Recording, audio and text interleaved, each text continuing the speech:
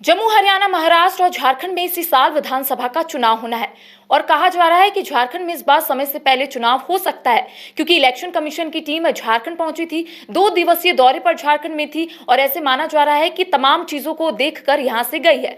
अब सवाल ये उठता है कि अगर समय से पहले झारखंड में चुनाव होगा तो राजनीतिक दलों की ओर से क्या कुछ तैयारियां फिलहाल की गई है। लेकिन आज हम बात करेंगे बोरियो विधायक लोबिन हेम्ब्रम की, क्योंकि लोबिन हेम्ब्रम आपने देखा होगा कि कई बार वो सरकार के खिलाफ ही मोर्चा खोल बैठते थे और लोकसभा चुनाव में लोबिन हेम्ब्रम निर्दलीय चुनाव लड़े थे। उनकी ओर से यह कहा गया था कि अगर झारखंड मुक्ति मोर्चा की ओर से उन्हें टिकट नहीं दिया जाएगा तो वो निर्दलीय चुनाव लड़ेंगे। उन्होंने निर्दलीय चुनाव लड़ा, लेकिन जो परिणाम आया उनके फेवर में नहीं था। अब सवाल ये उठता है कि विधानसभा चुनाव में अगर वो अपनी किस्मत आजमाएंगे तो वो किस पार्टी से चुनाव लड़ेंगे, क्योंकि झारखंड मुक्ति मोर्चा की ओर से उन्हें निष्कासित कर दिया गया है। तो क्या लोबिन हेम्ब्रम पार्टी का गठन करेंगे, निर्दलीय चुनाव लड़ेंगे? आज हम इसी पर चर्चा करेंगे। हमारे साथ हमारी सहयोगी आसिया मौजूद है। आसिया, अब सवाल ये उठता है कि लोबिन हेम्ब्रम कौन सी पार्टी से चुनाव लड़ेंगे? क्या वो निर्दलीय चुनाव लड़ेंगे या फिर जो झारखंड मुक्ति मोर्चा के सुप्रीमो है शिबू सोरेन, उनसे मुलाकात कर तमाम चीज़ों के बारे में चर्चा करेंगे? देखिए करिश्मा, लोबिन हेम्ब्रम ने खुद ही जेएमएम का दरवाज़ा अपने लिए बंद किया है, ये हम कह सकते हैं, क्योंकि लगातार वो सरकार के खिलाफ बगावती तेवर अपनाए हुए थे। जब हेमंत सोरेन पहली बार इस सरकार में पहली बार मुख्यमंत्री थे, उस वक्त भी लगातार वो सरकार के खिलाफ लोबिन हेम्ब्रम मोर्चा खोले रहते थे।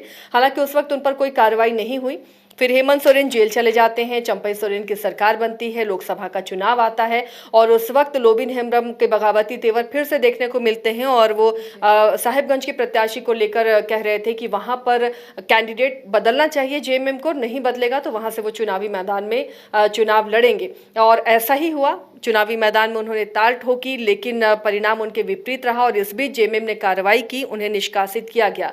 लेकिन जब फिर से हेमंत सोरेन मुख्यमंत्री बनते हैं, फ्लोर टेस्ट में लोबिन हेम्ब्रम आते हैं, तो इसी सरकार का वो समर्थन भी करते हैं। इससे तो ये साफ जाहिर हो गया है करिश्मा की दूसरे खेमे में यानी एनडीए फोल्डर में लोबिन हेम्ब्रम फिलहाल जाने का इरादा नहीं रखते। लेकिन फिर भी राजनीति है, कब किस करवट बैठेगा ये कोई नहीं कह सकता। लेकिन फिर भी लोबिन हेम्ब्रम अभी तक तो ये नज़र नहीं आता कि वो एनडीए फोल्डर में जाएंगे। अब उनके लिए रास्ता यही बचता है कि जेएमएम से उनका निलंबन निष्कासन वापस हो या फिर वो निर्दलीय फिर से चुनावी ताल ठोकें, क्योंकि अब जेएमएम के लिए भी बड़ी चुनौती है कि ज़्यादा से ज़्यादा सीटें वो जीते। एक सिंपैथी गेन करने की कोशिश की जा रही है जेएमएम से लगातार हेमंत सोरेन और कल्पना सोरेन की तरफ से। अगर हम लोग संताल की बात करेंगे तो संताल में झारखंड मुक्ति मोर्चा का काफी वर्चस्व रहा है, गढ़ माना जाता है झारखंड मुक्ति मोर्चा का। तो अगर वो निर्दलीय चुनाव लड़ेंगे तो नुकसान तो होगा फिर लोबिन हेम्ब्रम को। देखिए विधानसभा, ये हम कह सकते हैं कि लोकसभा में ये बातें ज़्यादा मैटर करती हैं, लेकिन विधानसभा में पार्टी के साथ साथ कई बार कैंडिडेट का अपना प्रभाव भी होता है। और मुझे लगता है कि बोरियो में लोबिन हेम्ब्रम का प्रभाव है, तो फिर भी ये कहा नहीं जा सकता, क्योंकि अगर सिंपैथी वोट जेएमएम के साथ जाता है और जेएमएम यहाँ से अपना कोई मजबूत कैंडिडेट देता है तो ये लोबिन के लिए खतरे की घंटी हो सकती है। या तो लोबिन को अगर ये भांप रहे होंगे, देखिए तैयारियां सब कर रहे हैं करिश्मा, जिन्हें चुनाव लड़ना है या जिन पार्टियों को चुनाव लड़ना है, कैंडिडेट और पार्टियां अपने अपने तरीके से मंथन कर रही हैं, तैयारियां कर रही हैं। और लोबिन हेम्ब्रम भी कहीं ना कहीं जमीनी हकीकत जान रहे होंगे। अगर उन्हें लगेगा कि वो निर्दलीय ही यहां से अपना मोर्चा खोलकर जीत सकते हैं तो वो निर्दलीय ही चुनाव लड़ेंगे, ताकि आगे आने वाला जो उनका राजनीतिक भविष्य है वो ऊपर जाए, बार्गेनिंग कंडीशन में रहें, निर्दलीय रहें तो फिर उनकी मर्जी रहेगी वो किस खेमे में जाए। जो एक्शन लिया गया झारखंड मुक्ति मोर्चा की ओर से, शायद इस चीज को लेकर पहले से वार्ता हो रही होगी, क्योंकि चमरा लिंडा भी तो निर्दलीय चुनाव लड़े हैं, लोबिन हेम्ब्रम भी निर्दलीय चुनाव लड़े हैं, लेकिन जो एक्शन देखने को मिला वो सिर्फ लोबिन हेम्ब्रम में। देखिए लोबिन हेम्ब्रम सिर्फ ऐसा नहीं कि चुनाव लड़ने के लिए उन्होंने बगावत की, लोबिन हेम्ब्रम शुरुआत से ही सरकार के खिलाफ बगावत करते रहे। वही मैं बोल रही हूँ कि सरकार पहले से शायद ये तमाम चीजों को देख रही रहा था करिश्मा कि लोबिन हेम्ब्रम लगातार सरकार को घेर रहे हैं। स्थानीय नीति का मसला हो, 1932 खतियान का मसला हो, या तमाम जो राज्य के विकास कार्य हैं उसे लेकर बालू खनन, पत्थर खनन, कई मुद्दों को लोबिन हेम्ब्रम उठाते रहे हैं। तो वो बगावत वो हेमंत सोरेन को, जब मुख्यमंत्री थे हेमंत सोरेन इस टर्म से पहले, तो लगातार वो सरकार को आईना दिखाने का काम करते रहे हैं। हालांकि उस वक्त कार्रवाई नहीं की गई,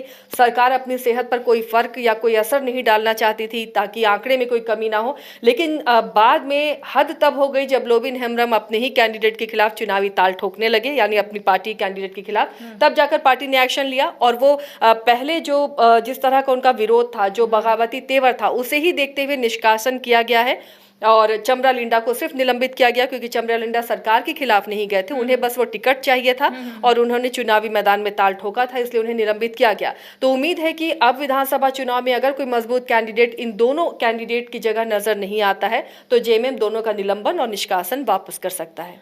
तो देखिए, सभी की निगाहें उस वक्त भी टिकी हुई थी जब हेमंत सोरेन मुख्यमंत्री बने थे, शपथ लिए थे, और फ्लोर टेस्ट में सभी की निगाहें इसलिए भी टिकी हुई थी क्योंकि ये कहा जा रहा था कि शायद लोबिन हेम्ब्रम यहाँ पर समर्थन नहीं करेंगे। लेकिन लोबिन हेम्ब्रम ने जब समर्थन किया उसके बाद से चीजें जो है और बदलनी शुरू हो गई और ये माना जा रहा है कि लोबिन हेम्ब्रम आज नहीं तो कल शायद शिबू सोरेन से मुलाकात करेंगे या फिर वो अन्य पार्टी का गठन करेंगे, क्योंकि विधानसभा चुनाव में महज अब 4 महीने बचे हुए हैं। सभी राजनीतिक दल अपने अपने तरीके से तैयारियों में जुट चुके हैं। तो ऐसे में लोबिन हेम्ब्रम क्या कुछ तैयारियां कर रहे हैं, क्या वो झारखंड मुक्ति मोर्चा के टिकट से चुनाव लड़ेंगे, क्या वो समझाने बुझाने में कामयाब रहेंगे या फिर वो अन्य पार्टी का गठन कर या फिर निर्दलीय चुनाव लड़ेंगे, तमाम अपडेट हम अपने दर्शकों तक पहुंचाएंगे कि आखिर लोबिन हेम्ब्रम क्या कुछ करने वाले हैं आने वाले समय में। फिलहाल हमें दे इजाजत, नमस्कार। कमाल करते हो जी, बच्चे घूमने की इतनी जिद कर रहे हैं और तुम हो कि तुम्हें फुर्सत ही नहीं मिल रही। अब इतनी गर्मी में जाए तो जाए कहाँ?